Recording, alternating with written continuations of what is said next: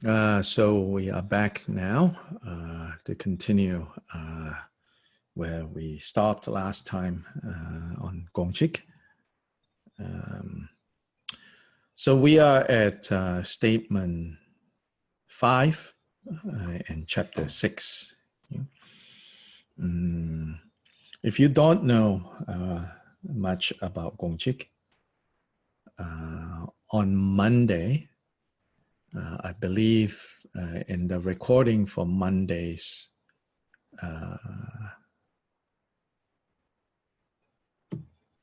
home retreat practice, I gave a very brief overview summary of this material called the Gongchik.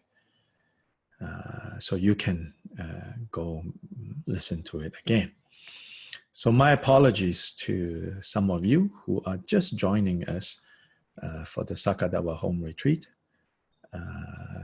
I will first kind of warn that this material, where we are right now, might seem a little challenging, confusing, and maybe even like, oh, I don't know, sounds a little strange. All I can say is that, you know, there is a broader context to what we're talking about. And if you want to play some catching up, if somehow this has piqued your interest, on the Drigong Dhammakirti Circle YouTube channel, we have in fact recorded all our Gongchik studies for the last couple of months, actually. The book that we are reading, the book that anchors this study group, is called The Buddha's Single Intention. Close to 900 pages. The Buddha's Single Intention from Wisdom Publications. There's also a Kindle version, an ebook version. And the ebook you can get, of course, through Amazon as a Kindle, or directly from Wisdom Publications as an EPUB format. With the EPUB format, I think maybe there's a little bit more flexibility. And also right now, Wisdom Publications is giving a 20% discount on their books, including ebooks. And if somebody can type onto this chat here the code for the discount, I shared it with the WhatsApp group at one point. If you find it, be so kind as to share it on the chat window for Zoom. The discount code for Wisdom books. Right now, all Wisdom books, I believe there is a 20% discount. Now, I will be honest to just point out, like often, you know, you can get hard copy books on Amazon cheaper than from even the publication, you know, the publishers directly. That's because Amazon is not really selling stuff. They don't make money from selling stuff. I don't know if you all know that. They make money from selling information. So the selling of stuff is just a way for them to collect information about consumer behavior. And then that information is what's making money for them. So most of the time, their things are cheaper, but they are collecting, you know, information. I don't want to get anyone paranoid. I want to clarify, I don't believe they're interested in you individually as a person. They are only interested in bigger patterns, and you provide the numbers, yeah? But in this case, the Kindle version on Amazon is about same price as the EPUB version from Wisdom Publications directly. But on top of that, Wisdom now has a 20%. So it's actually cheaper to get your e-copy, if you want to get an e-copy, directly from Wisdom Publications. I'm a fan of supporting Wisdom Publications in particular. Of course, the two publishers, Shambhala Publications and Wisdom Publications, they do excellent job in producing all these important Buddhist books. They're such a great resource. But between the two, just to point out, Wisdom Publications is a nonprofit. Shambhala Publications is a family business. Not Trungpa Rinpoche's family, but these are all students of Trungpa Rinpoche who started this business, and it's within that family. Very nice people. Again, don't get me wrong. I'm not saying that they are, getting, wealthy, making it big, selling Buddhist books. But Wisdom Publications is a nonprofit, and in many ways, their hands are more tied. What they can and cannot do to kind of keep the business going. And so whatever we can do to support Wisdom Publications, I'm like a cheerleader for them because they made the decision of keeping it as a nonprofit. And so to some degree, their hands are tied, and to other degrees, they get support. But anyway, in this one case, I can tell you, for your purposes, it's cheaper if you're intending to get the ebook, go directly to Wisdom Publications. So anyway, so Vajra statement, chapter 6, statement 5, it says, the guru who does not possess the characteristics cannot produce the qualities. So we have started looking at this statement already, right? And so we'll continue in the commentary of Jodra. The first part of the commentary, he basically quotes from the Kalachakra Tantra to say that in looking for a guru, you should avoid, you should be sure that you check and see if the guru has the qualities that you are, has the qualities that are necessary to be effective gurus. If they're full of pride, from the Kalachakra Tantra, angrily suppressing others, craving for material goods, lacking learning, seeking to deceive the disciples, having lost the abiding in supreme bliss, lacking empowerment, being attached to wealth, thoughtlessly using harsh words, and having desire for sense objects. Knowledgeable disciples, disciples with discernment, should avoid like hell these types of teachers, these types of gurus. So this is the general advice, saying that we want to be careful when we choose who to be our spiritual guides or our spiritual mentors. Obviously, majority of us, I would say, would never go to anyone with those characteristics to be guru. Obviously. But of course, in this day and time, where gurus are made and produced on social media, they have become way, way, way larger than life figures. When gurus are produced and manufactured to some degree by publishing houses,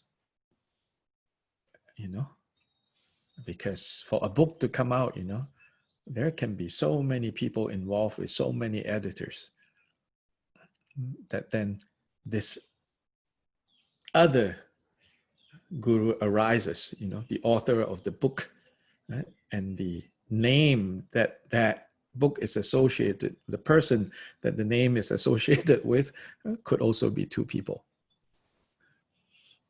But this is how the interdependent dependent arising these days, is social media, publishing houses. And so for the most part, we don't know much about these individuals except for their public persona. Then, of course, sometimes later on, we begin to hear things about them and this and that, and then lots of, confusion. But that is in part the effect of the celebrity culture, the celebrity culture, the culture of gravitating to the most bombastic, the loudest, the better, the best looking, you know, the most clever sounding. Just buyer beware. This is not so that we go around, you know, like critiquing, criticizing, or condemning others. But it's for us to know that we should not just look at appearances. We should not rush into things. The next section really highlights this point. And I would like to say, and I would say the next section in the commentary, maybe it's a little bit hard to understand initially for us, but we'll slowly look at it. It says, one may have received instructions from a guru, even though he does not possess the characteristics, without having first examined him. Now, I would say many of us are in that boat.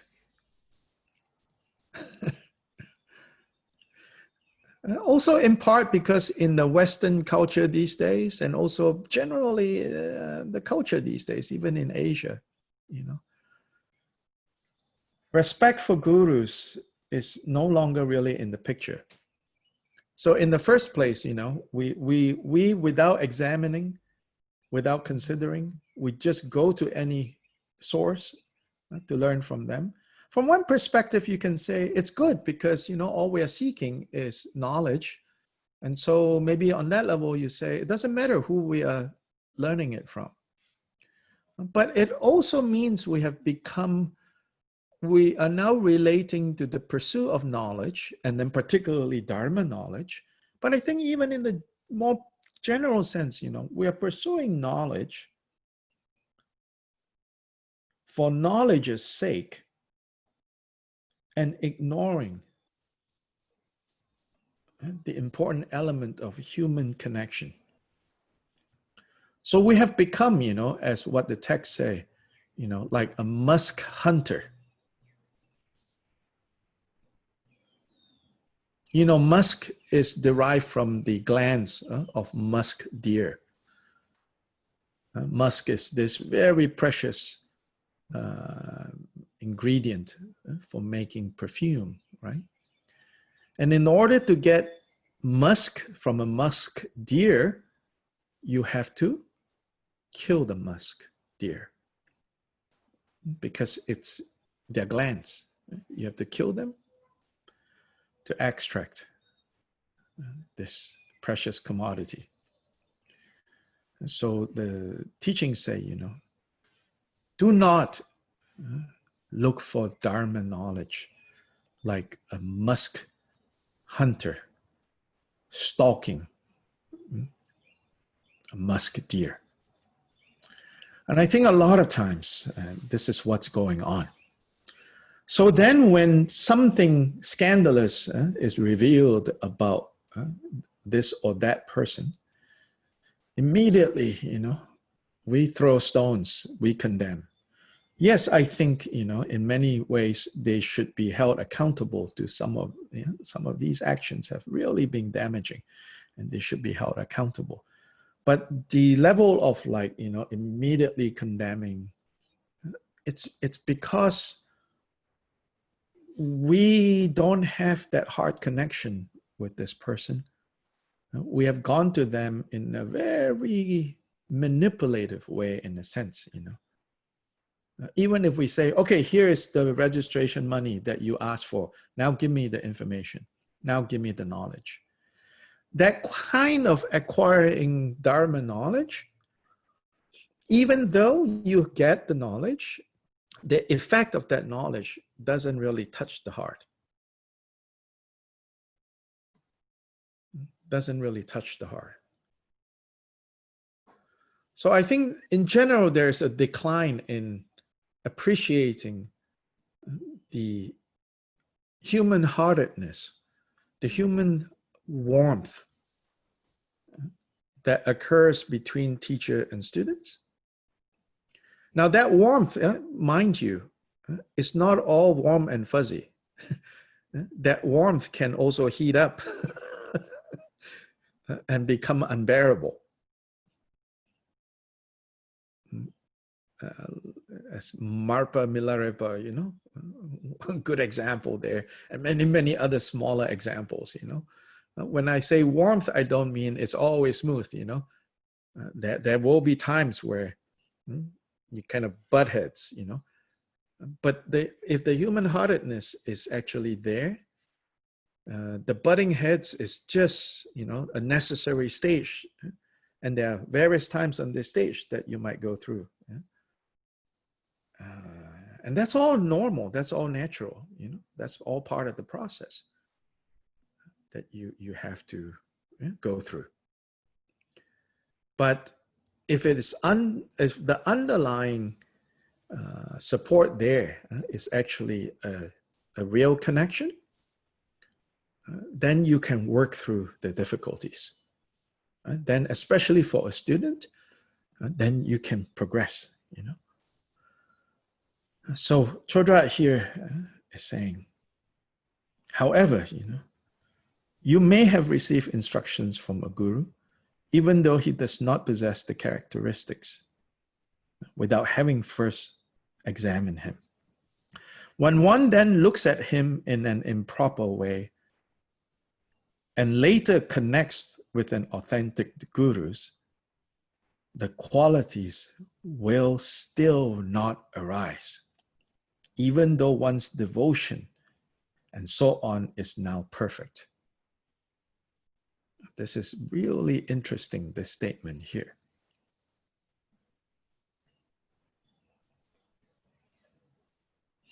When one looks at him in an improper way. So say you have first connected to a teacher without examining him or her. You have received instructions. Then later you find all these faults about this person. And then here Chodra says, and then even if you then discover another teacher, and then you have examined this next teacher, and you see all the qualities in this teacher, and with perfect devotion you follow now this new teacher, the qualities will still not arise if you look at that first teacher improperly. What does improperly mean here? Unfortunately, Chodra does not elaborate what is improperly. So that is kind of a question that we wish, we were in the assembly when he was teaching this and go, hello, excuse me, Guru, please elaborate improper.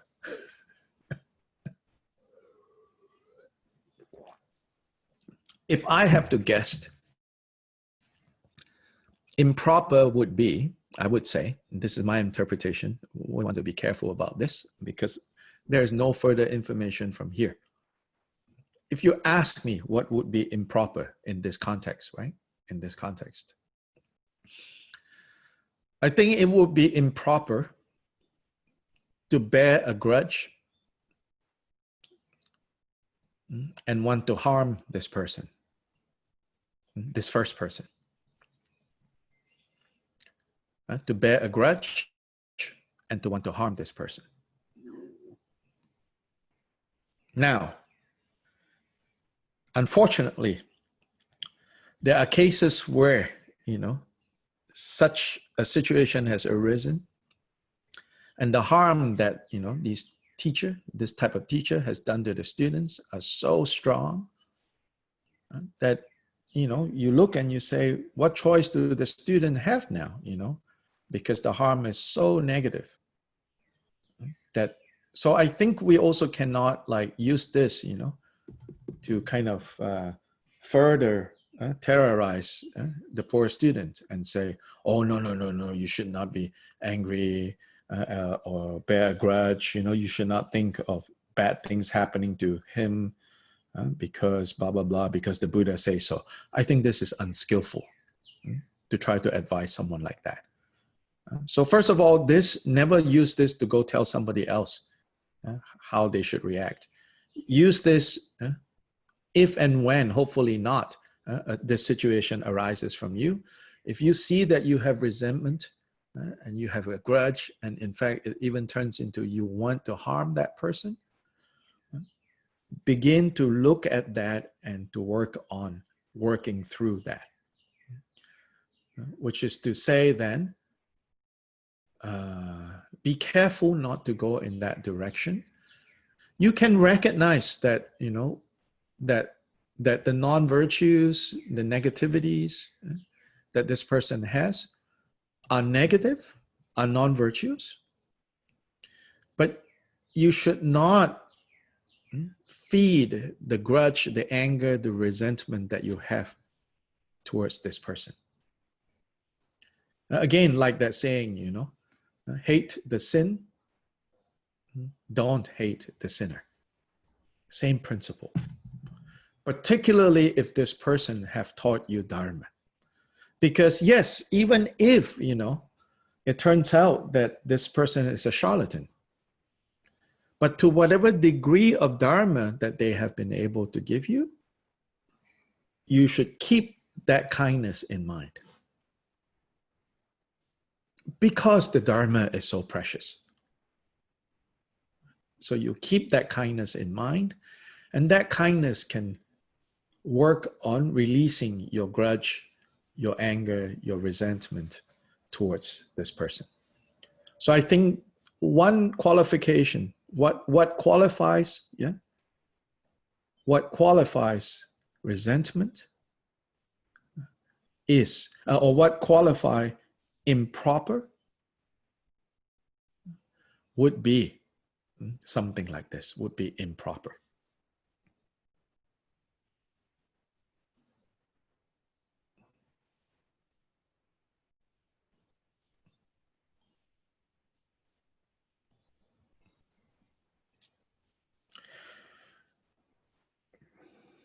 Chodra says, this is so, this is the case, because due to the fault of one's earlier corruption, as in the story of Naksho Gyalzhong.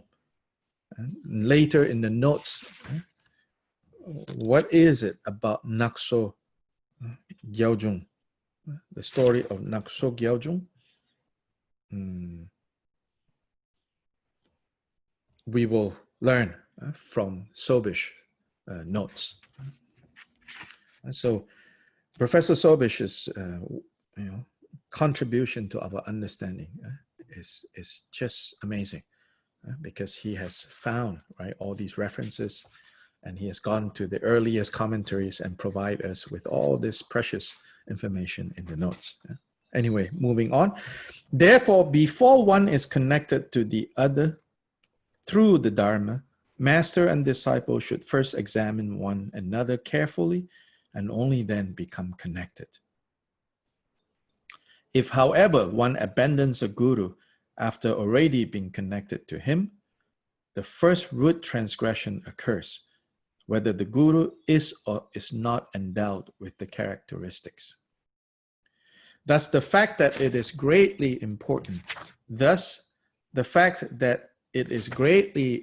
to examine right from the beginning is the core intention of sutra and mantra.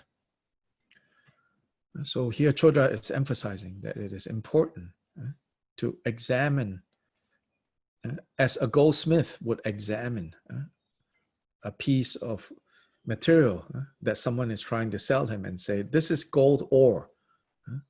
He's not just going to take this on face value. He's going to examine. He needs to examine. And likewise, it says we should examine carefully before we kind of jump into it. Now, this is Chodra's commentary on this statement. Again, frankly, I will say,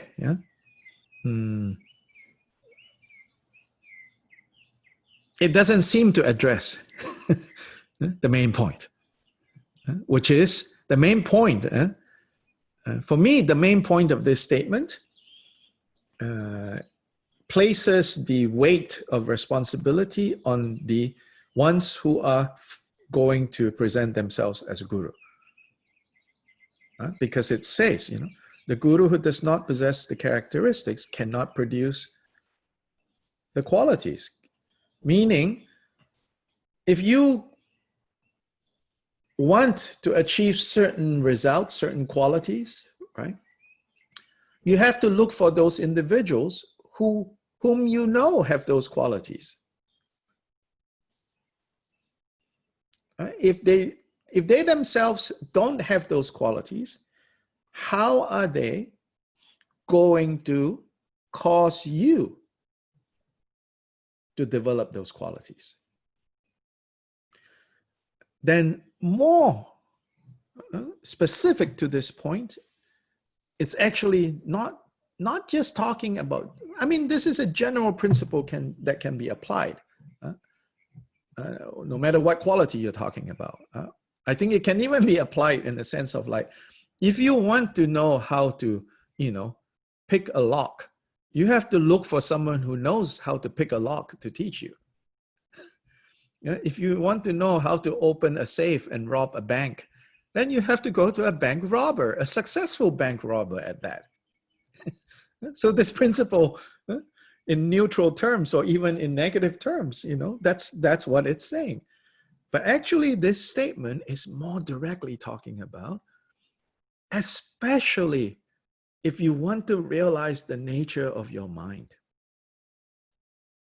then for sure you have to rely on someone who has him or herself realized nature of mind. Otherwise, they will not be able to show you. They will not be able to introduce you to the nature of mind. That's the main point of this statement, which I think the Dorshema and the Rinjangma, the two earliest commentaries, right, will actually talk about this. In Sobish's notes, you will see that. Somehow Chodra's commentary that comes like 300-400 years later, he sort of, went in a slightly different direction. I wouldn't say it contradicts. No, it doesn't contradict the Vajra statement, but he is leaning in a different direction. He's leaning in the direction of saying, don't indiscriminately, don't, impatiently, and I would interpret it as don't, kind of in a very,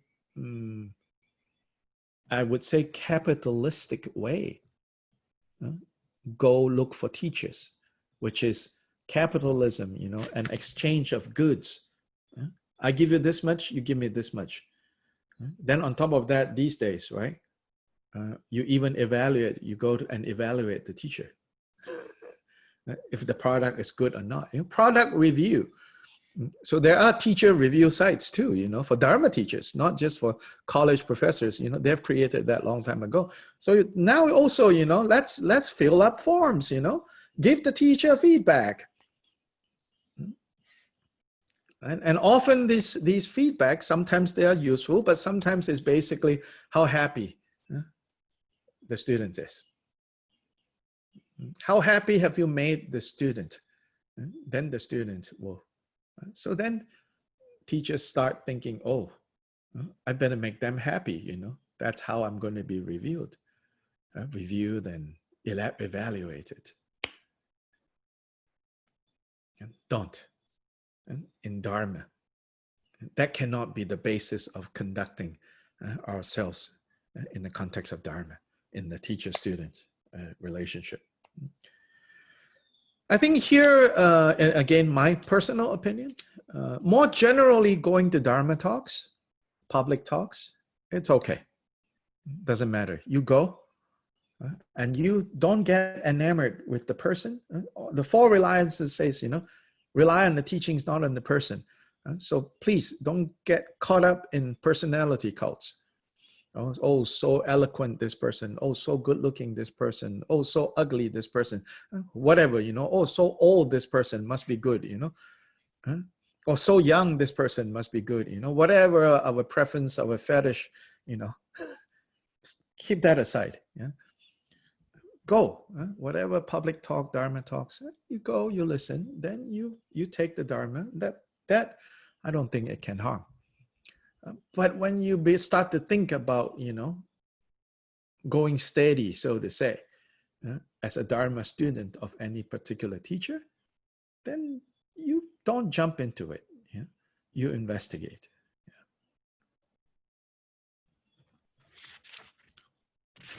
Yeah. Notes for 6.5. Yeah.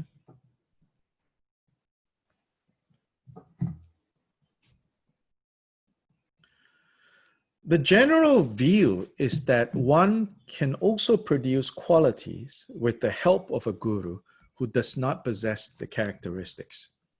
So that's more typical of the general view. So both Dorshema and Rinjangma are quite aware of this. They're saying, because like on Monday I said, like the dog's tooth story, right?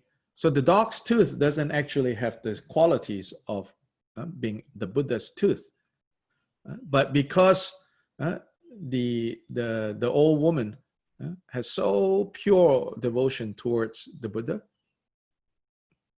then even the dog's tooth can give out light, can perform miracles. So here, Rinjangma and Dorshema summarize from the Vinaya Vastu the story of someone who received instructions from a teacher who had killed his mother or parents, not a little unclear. The story is quite unusual since at least the Dorshema states that this teacher had obtained arhatship after committing one of the heinous crimes with the same body, and that this disciple obtains arhatship through the teacher's instructions. And so anyway, they say that there are here and there, right, stories that seem to contradict this point that Kyopo Rinpoche is making. So next, the dog's tooth. The commentators also mention that story. Middle of that next paragraph. Furthermore, they mention an argument according to which even though a cleaning stick itself may not be clean, one can nevertheless clean pots with it. The general point is that people believe that one can obtain qualities from objects or people that are themselves not in the possession of the same qualities. So that's the general point. And in fact, I think you and I can think of like, well, I learned from this person. I can see, he's very impatient. But because of that, I figure out I don't want to be like that. Now I have developed patience. So we can say things like that, for sure. So Dorshema and Rinjangma is aware of that, okay? Then furthermore, the Rinjangma mentions an upadaya, that means a monastic preceptor, who had actualized arhatship through Arya Ananda's Dharma teaching, even though Ananda was at that point himself only a stream enterer. Still furthermore, Ananda was urged on by the son of a Dri shepherd and thus obtained arhatship practicing dhyana. Rinchen Chanchup poses the question, even though all these people did not possess a guru with characteristics, did it not suffice that their special motivation was pure? Then, in the Rinjangma, they go and look at each of these cases more carefully, more detailed. Saying that, for example, in the case of Ananda, even though he had not attained arhatship himself at that point, he had nevertheless received the teaching just as it is directly from the Buddha and had kept it purely in his mind.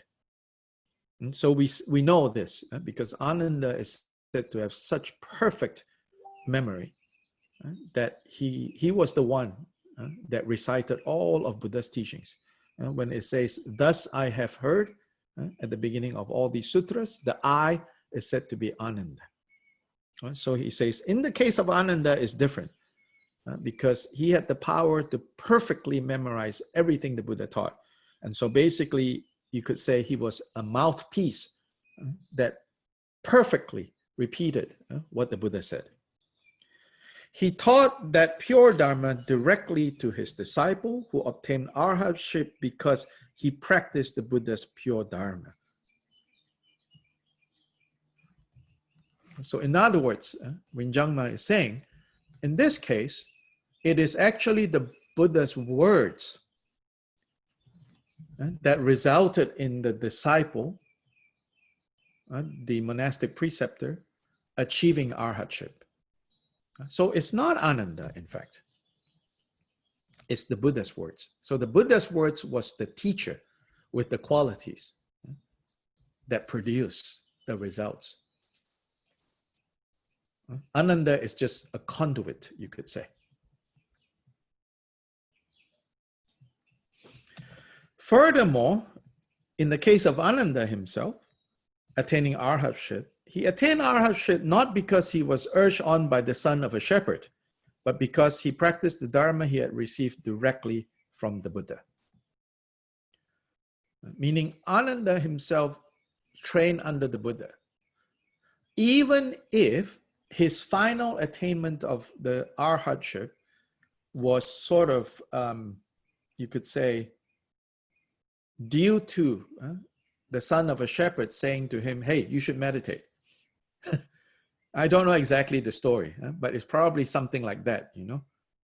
This kind of shepherd's son mindlessly seeing a monk, you know, maybe wanting to insult the monk, you know, and say, you know, why are you walking around? Hey, you should meditate. Then Ananda goes, oh, yes, yeah, I should, you know. And so again, here, Rinjang Ma is saying, but actually, it's not that the shepherd's son was the, the true cause of the quality of arhatship arising in Ananda. Again, it was the Buddha's teachings. Similarly, the disciple of the monk who had killed his mother attained arhatship by practicing the Dharma that the monk had personally received from the Buddha. Rinchen Changchup calls this, quote, to be escorted by the activity of the Tathagata, meaning to be supported, to be delivered by the activity of the Tathagata. The commentaries illustrate this with a teaching from the Perfection of Wisdom Sutras. As Dorje Sherab tells it, Shariputra had a doubt. What is it that Subhuti teaches out of his own power? Or how is it that Subhuti teaches out of his own power? Subhuti is a major figure in the Perfection of Wisdom Sutras, often giving teachings on emptiness. So then Shariputra wondered about that. Or how does he teach through the power of the Buddha? Subhuti's reply to Shariputra is as follows. Whatever any of the exalted ones hearers say, teach, express, and clarify, all that is not through their own power. Understand it as the Buddha's power and blessing. And so in other words, again, Subhuti is just a conduit. It's the Buddha's qualities that then became the teacher for the listener.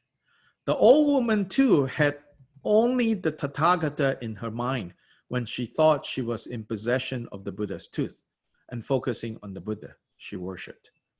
Thereby the qualities arose from the Buddha's blessing, not from the dog's tooth. And so it's her faith in the Buddha, it's her mindfulness of the Buddha in which that tooth provided and kind of a condition, a contributing condition. So then now we can go back to that statement and say that that statement, the main thrust of the statement is to tell us, to tell the teachers, be sure that you have these qualities before you think about, wanting to teach others or benefit others. The statement's second main point, equally important, is to say, as Chodrak points out, therefore, as students, when you choose teachers, be more discerning. Don't willy-nilly just rush to anyone because they are famous or because they would readily give you whatever you want. That's the other thing. I know this. I myself, I've gone through this, you know. With a certain teacher, they won't give you what you want, so you go find someone else. So this is like the musk hunter. Instead of, you know, trusting that no, the karma is not there, not enough purification. So this teacher is not have my long-term interest in mind. So not just temporarily, whatever I ask, they're like, oh yes, oh yes, oh yes, oh yes. So second point is, for the students, this 6-5 is saying these 2 points, mainly. But, so in that sense then, these teachers without qualities, while they cannot serve as the teacher to someone looking to get good at robbing a bank or attending Buddha, yeah, they can nonetheless serve as a contributing condition. Just like in the case of the dog tooth, it's not literally the dog's tooth that is giving out light, but the presence of that physical object wrapped in silk and brocade and put in a box was necessary for the mother to really generate great faith and devotion to Buddha Shakyamuni. And then Buddha Shakyamuni's blessings came with the dog's tooth as a conduit.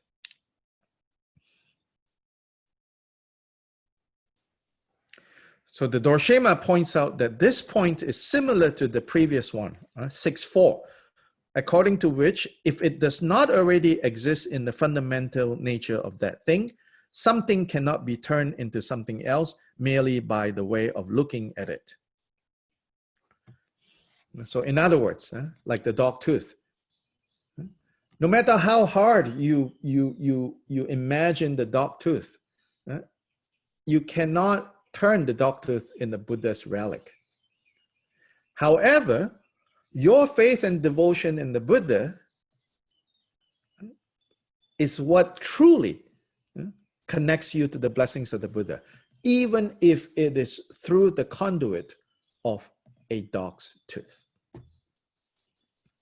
Similarly now, in this case, guru and qualities, Dorshema says, quote, without the qualities within the fundamental nature of the mental continuum of the guru, the disciple can see him as the Buddha and be devoted to him, but the qualities will not arise.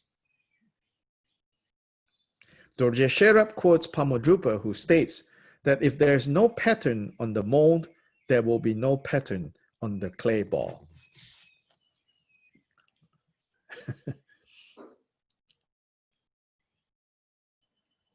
If there's no pattern on the mold, there will be no pattern on the clay ball.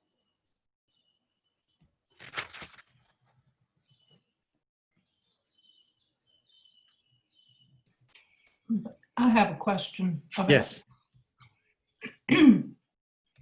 There would be no pattern on the dog's tooth either, I would think. So I don't understand the difference in, even if a teacher may be authentic but not have realized all these qualities that one would like to see in a teacher, nevertheless, is he or she not a conduit if he's teaching authentic teachings?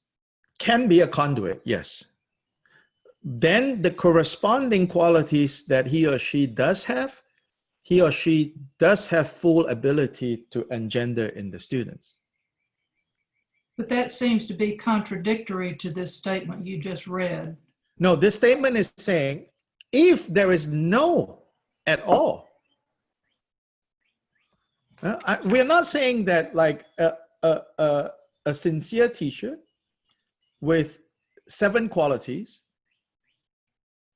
doesn't have what is this? Doesn't have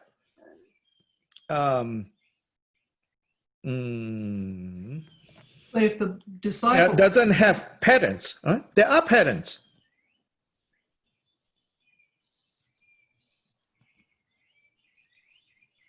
Yeah. But if the Buddha, if the student,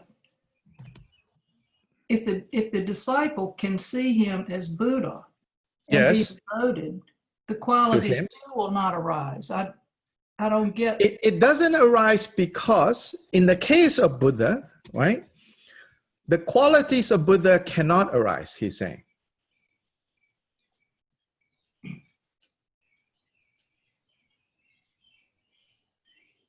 But other qualities can arise.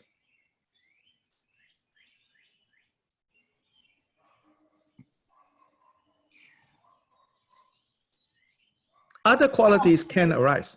I don't see the difference in that and having faith in the Buddha through the dog's tooth. If this person has faith in the Buddha through this disciple who may not have all the qualities, why is that not the same? No, in that case, it is the same principle. Okay. But what I'm saying here is, as I said earlier, right? Here is a matter of like, what is the kind of main point of this statement? The main point of the statement is be cautious. Okay. Right? Be cautious. I understand that. Yeah, those two parts, right. Now you can see that the commentaries, they are trying to kind of do some mental gymnastics, as I like to call it. And try to kind of make clearer. And so even in this case, right, you read within this context, when he says this, you know, without the qualities within the fundamental nature of the mental continuum of the guru, the disciple can see him as the Buddha and be devoted to him, but the qualities will not arise. So without reading this as an absolute statement, this is the commentary, right? We are to understand that it is really important that the student, in the end, right, it is still the student, right? Let's put it this way. In the end, it is still the student's own mind that is deciding, oh, he has the qualities. Oh, she doesn't have the qualities, right? So you can kind of push this point a little with the commentary. The commentary is not the final word on this issue. I will say that. Yeah, you can push further and say, well, in the end, it's still the disciple's confused mind making the decision. He has or he doesn't have those qualities, right?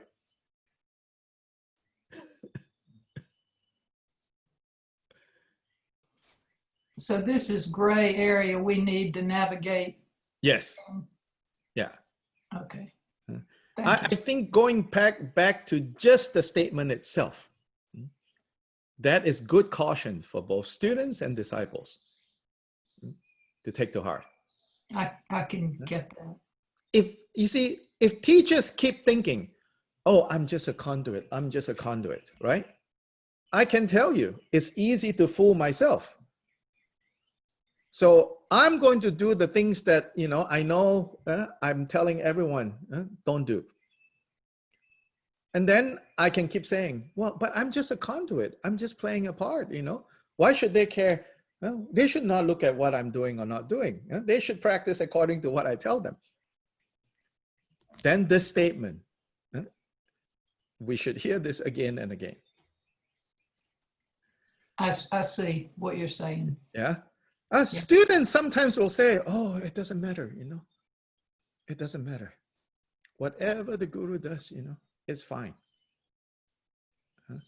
Yeah, but the problem with that is in most cases, you will only go so far.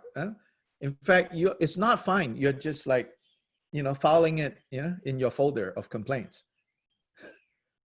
Then when finally the last straw comes up, you know, you have a whole folder of all the faults that you will bring out. Now, as Chodra's commentary says, it's too late. In other words, it's a slippery slope if you're Yes. not really Yes. Yeah. checking it out. Right. Thank you. Yeah. So I know, yes, the various commentaries, you know, they're kind of dancing around, I would say.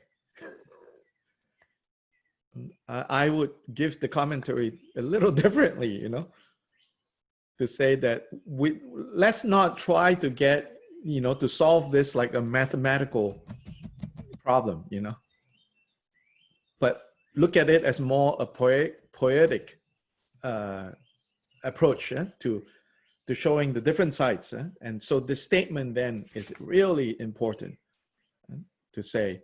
You cannot. So if you connect this statement to the previous statement, which says that if it is not in its fundamental nature, you just thinking about it like that is not going to make it so. Right? So if you apply this in the state of the guru, it's also saying, see, too often we would say, the dog tooth would suffice, dog tooth would suffice. Right? But when in fact, it doesn't suffice for us to have really devotion, because we just have a kind of a pragmatic relationship. I use you, you use me. So you happy, I'm happy. It's not going to work. To me, this is what this statement is saying. It has to be based on genuine connection. It cannot be a pragmatic and therefore mutual exploitation relationship of teacher and students. So if you are in that kind of relationship with a teacher, yes, it would be impossible to have true devotion to the Buddha's teachings. Exactly. Then no qualities will actually arise. No quality, it doesn't matter. I mean, the dog's tooth situation yes, was a whole lot further along than perhaps we are. And yeah, I got exactly. Yeah, no real qualities would arise. And superficially, it looks like qualities are there. Because you are too confused to see it. Yes. I can say, you know, without naming names or anything like that, but I mean, Kenjan Rinpoche, years ago, you know, already some murmurings about some misbehavior of, you know, famous Buddhist figures were kind of surfacing. And then I remember vividly saying something like, well, you know, who knows if those things are real or not, but there's a lot of, but their organization, or right, they're doing so much good, you know, so many people have been exposed to Buddhism and this and that. And all Rinpoche said was, I remember quite clearly, he said, is it really benefit? That's all he said. Then years later, now, you know, yeah, it's a question mark. Is it really benefit, you know? It's easy to be excited by the immediate success and think, oh, surely this is a sign that things are going well. Surely this is a sign that this is a great teacher. Surely this is a sign that these are great students. To me, this line really cuts to the heart, right? It might not be logically very clean. And that's why the commentaries are running into these gymnastics. But to me, this point is just to the heart, you know. Logic or not, you know, it gets to the heart of the matter. Be authentic. Work on being authentic. Whether you're a teacher, you're a student, even a teacher is also a student to other people. Even as a student is also a teacher to other people, right? Whether a student or a teacher, be authentic. Don't be hypocritical. Be true. At the very least is try to be true, try to be honest. If you have those qualities, people can see it. If you don't have those qualities, don't pretend to have them. Don't insinuate that you have them.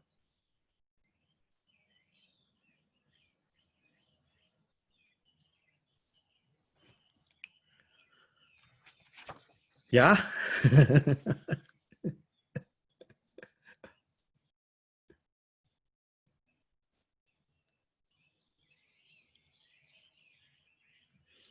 And I tell you, people project all kinds of things on the teacher. Oh my gosh. And then the trouble is that teachers begin to believe what is projected on them. As I said, worse than a charlatan is a charlatan that doesn't know that he's a charlatan. Really. At least if he knows he's a charlatan, you know that he's doing this for other purposes.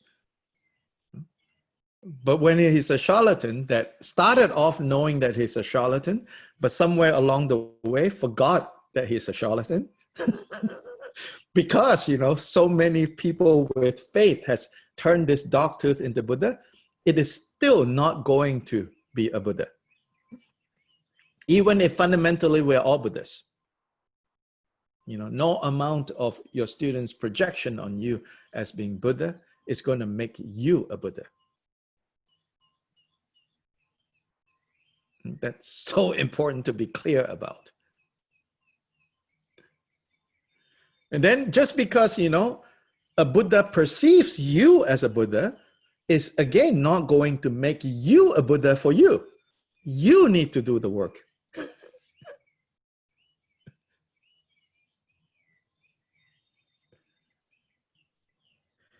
Okay, that's 6.5.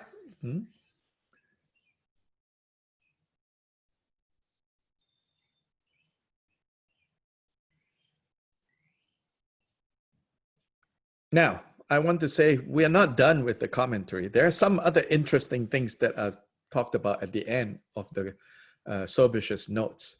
Yeah? So it's filled with a lot of fodder for thought. We will come back to because yeah. So it's not the final word yet. There are more kind of like wait. Just when I thought that I got it, what you guys are saying, now then things are kind of turning in the other direction. So, so for example, 551, a quote from Jigten Sunggun who said this: "We do not follow the opinion that a contamination arises through devotion to an inferior guru." What? We do not follow the opinion that harm arises from making offerings to such a guru. And we also do not follow the opinion that looking at the bad as something good is a wrong view. What? Yeah, we also need to factor that in. So that's why it's the Gongchik, it's the holistic approach. It is not taking one thing out of context, pull it out, and making a bumper sticker slogan and stick it at the back of your car and declare your truth. Doesn't work like this. Many sides have to be able to see how it all fits into this bigger picture, this single point. Then Sobish says, thus when one is devoted to an inferior guru, one may not develop the qualities in his presence, but that devotion through which the pledges remain intact will be the cause of meeting a perfect guru, in whose presence the qualities arise without impediment. Ooh, beautiful, yeah? We will talk about this next time. Patience, contemplate, reflect. Changchu Semchu Rinpoche Ma Ge Pa Nam Ge Gyurchi Ge Pa Nyam Pa Me Pa Yang Gong Nen Gong Du Bel War Shu. Hasta mañana. Thank you. Thank you.